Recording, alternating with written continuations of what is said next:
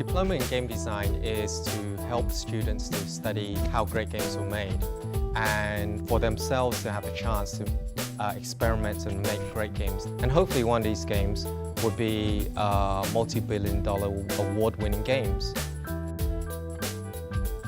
In making a game, basically what you can do is, say, start with rules and draw that out on a piece of paper. Like Monopoly, you have a track where you go from start to finish, and you ask yourself what sort of obstacles you would get and how many moves you would make. Translated, that's a set of rules that you have for playing the game. Starting from art point of view, things that draw from a story, for instance, this hero is trying to save this princess. What does he have to do? Well, he's got to fight some monsters.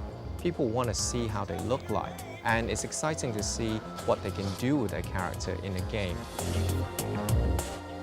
Character design, as a process, starts off with having a story and bringing out characters that inhabit a story onto paper as drawings. Then you go on to Photoshop to paint up your character in different layers and tones and colors. There's a slight shift when you make it into a computer model using basic building blocks, basic shapes to create a more complex shape. You want them to live and breathe almost. It's like, for instance, Train Your Dragon. People recognize the dragon because it acts like a cat and its feet is cat-like. That's the real art of putting that magic into just plain drawing, plain computer program. In figuring out the design of a character, sometimes you have to make it very physical because your character has real live dimensions and they embody a space. So having a physical model, something that you can touch and feel, is important in the practice and the process. Because if it doesn't look good physically, how can it be represented in 2D or 3D? We are building up to getting that magic.